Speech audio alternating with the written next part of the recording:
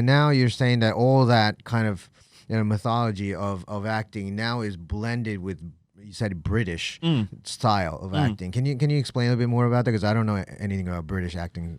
So the old school definition of your British trained actor was essentially someone who it was classically trained, meaning that they had done Shakespeare over and over and over again. They had emphasized the external physicalization of the actor. They had emphasized the elocution of the actor. I must understand the words that are coming out of your mouth. If not, then therefore you are not talented because I don't understand you. Right? So it was all very much geared towards the external aspects of the actor. They tried to, for want of a better word, stayed away from the psychological aspects of things about wanting to tap into past memories or wanting to tap into the imagination and fantasy. They truly believed if you adapt the way you speak, if you adapt how you hold your body, more than enough. The audience does the rest of the work, or going, that's a villain, that's a hero, that's a bad guy, that's a good guy, that's a whatever. And that's more or less how they used to be trained. And so for the longest time, you had your American actors who were not the best at elocution, but they were able to physically manipulate their body. But more importantly, they had this strong, really, really, really strong inner life where the angst really felt like angst, the grief really felt like grief, the happiness really felt like it was coming from a true place. And so then, like your Dustin Hoffmans, they're not traditionally good-looking actors, whereas your English actor was very dashing and handsome. And so they're very almost diametrically opposite in that sense. And so what happened is somewhere along the line, someone must have said, okay, we want to join the party too. Hollywood still is the final frontier of success as far as making it. How can we begin to borrow in a way that we don't lose what works about what we do, but it only now elevates what we can do and do well? And so strangely, over the last, like I said, last decade, 15, 20 years or so, you've seen a slow infiltration of British actors and even Aussie actors to a degree into the Hollywood market, where now what you're getting is they're almost more prized compared to the American actor, actually. Yeah. Because of that. Because of their ability to have a strong outer and inner life. Right. Yeah. Yeah, we definitely do see a lot of British and Australian. I just thought they were just coming in because they just speak English, right?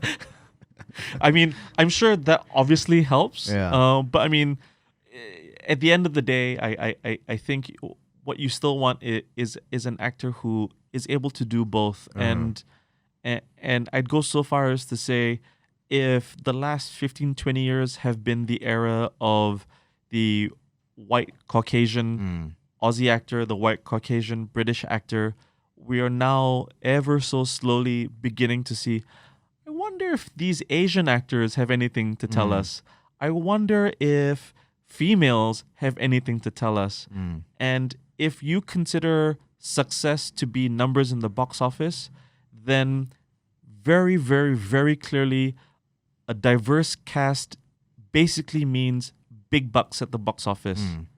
A cast that begins to reflect untapped markets, case in point, your Crazy Rich Asians phenomenon, very clearly means success at the box office. A cast that very clearly begins to represent stories of women, almost always now, a success at the box office. Right.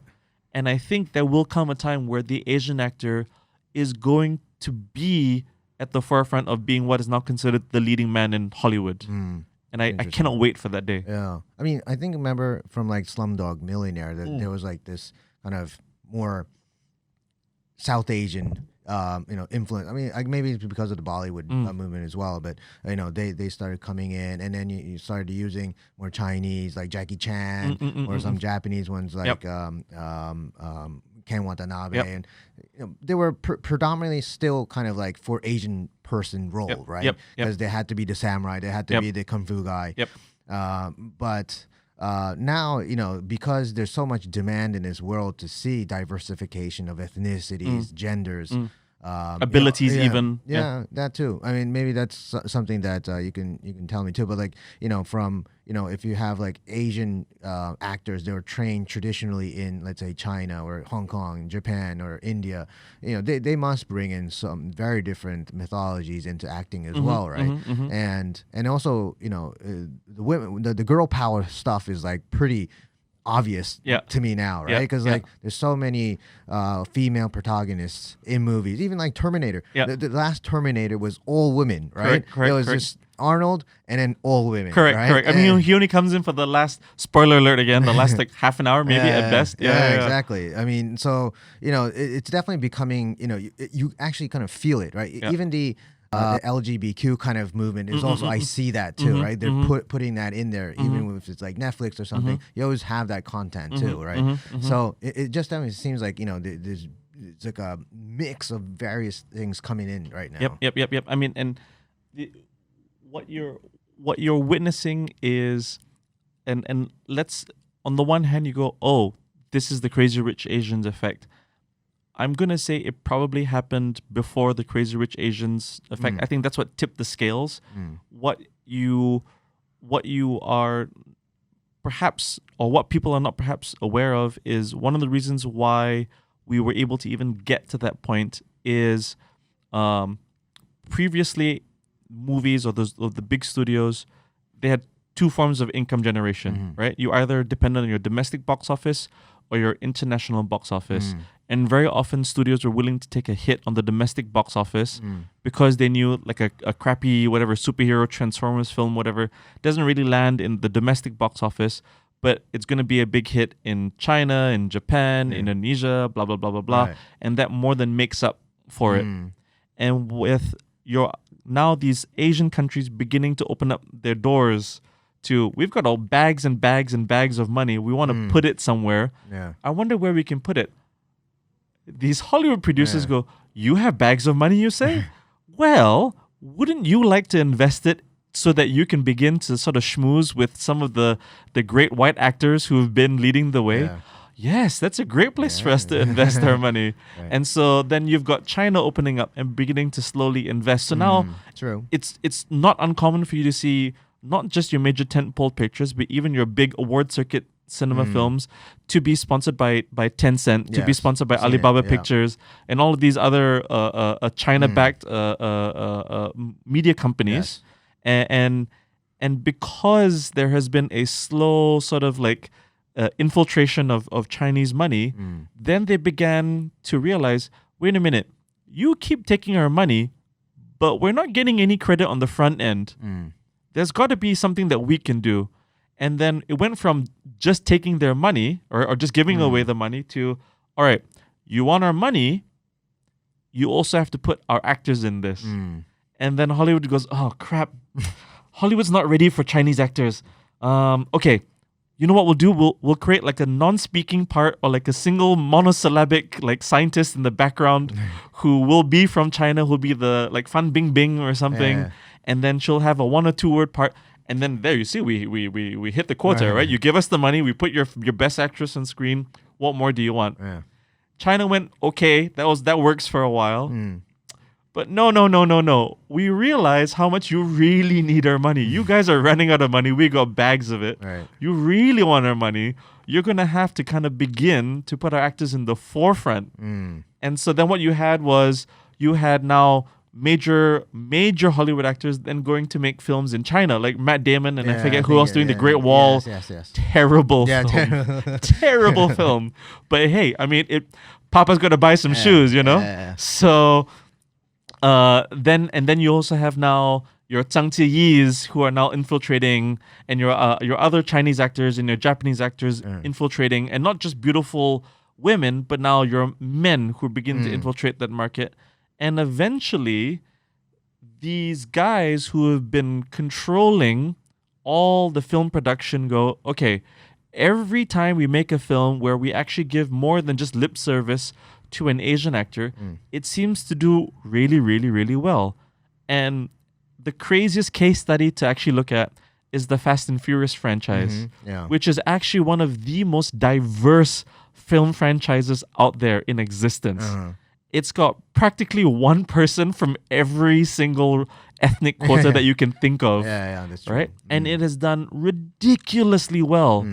Where now they go, okay, it clearly shows that when we put people of ethnic minorities who have never had their voice heard, there is some money to be earned. And it's always just, anytime there's success you follow, there'll be the trail of money, which is what has then led to your Crazy Rich Asians, your Black Panther. More recently, there was that John Cho film, I think it's called Missing, that came out. Aquafina has a film called The Farewell that's doing really, really well. It is purely, first and foremost, always about the trail of money and where does that money come from and what's the end game here, which is butts in seats, money in pockets. Yeah. So, but do you think it's just now, it's kind of evident, right? I mean, because when you actually watch a movie and it says 10 cent on it, it's like, okay, obviously there's China money put in there, and then, it has some kind of angle where like Chinese want to do something in that thing, right? But aside from money, I mean, what else do you think they're bringing in as well, right? Because if you have Chinese actors starring in Hollywood movies, if you have Indian actors starring in Hollywood movies, I mean, they must bring some more artistic element that could be meshed with the traditional acting that they're doing, or the Hollywood has been doing. I mean, is there anything like that? I hate to say it, but in my limited experience of seeing Asian actors now in your Hollywood films, for now it's still tokenism at best. Right. You might get like I said, you got your Henry Golding who is in your Crazy Rich Asians, right? But then there's no one else who could have played that part, right? So we take away the Crazy Rich Asians off the table, right? Then we see him now taking part in the ensemble cast of Last Christmas, which is like the new Love Actually. Okay. Or he's going to be in the new Guy Ritchie film, The Gentleman, that's coming out early next year. And you go, oh, wait a minute. That actually is somebody, a character that could have been played by anyone of any ethnic background, but they chose to put someone like him in those roles. Or a John Cho, or in that Missing, which is like that father looking for his missing daughter, right? Any person of any ethnicity could have played those parts.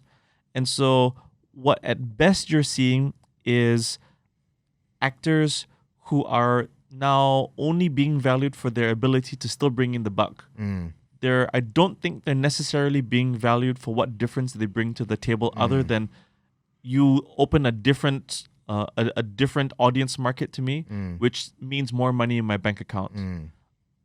And until and unless we have more films that require Asians to play parts that could have been played by anybody, then you'll begin to see whether we've got the chops or not. Yeah. Like on Netflix, I think earlier this year, there was a film called Always Be My Maybe with Randall Park from Fresh Off the Boat and Ali Wong, who's like she did Baby Cobra, like these big comedy specials. Sure. And then Keanu Reeves has like this a great cameo in it. For my liking, the movie was a piece of shit. Wasn't fantastic. It was just another rom-com. But I'm so glad that it got made. Yeah. And here's why I'm glad, is because anyone could have played those parts. Right. But you chose two major Asian actors to be in those parts, which means that even though it's crap, it at least says Hollywood, or the gatekeepers of Hollywood, are open to having Asian actors play those parts. So it might start with us doing the token roles and the crappy roles and the stereotypical roles. At a certain point, as long as we keep bringing in the money, which these films have done, eventually Hollywood would go, I wonder what else you guys can do. I wonder what else this market can do. I wonder what other stories are available from that part of the world. Now, consider, I think it was like DisneyCon or whatever they call it this year, where they introduced a new slew of movies coming out. They just announced their first ever Malaysian superhero. I don't know if you're aware of this. They just announced that one of the head writers for the original Crazy Rich Asians, she's going to be the head writer of a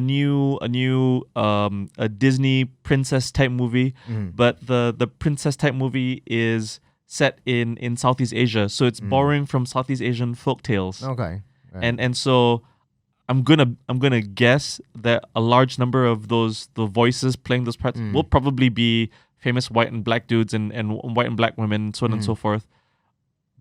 But I hope with all hope that these roles will go to Asians. I hope that Hollywood will then go, I wish and I hope that more stories can come from here. I want to mine all of the Oriental East for their rich heritage and culture and tradition and stories and characters even, because nobody can tell our stories like we can. Sure, of course, yeah.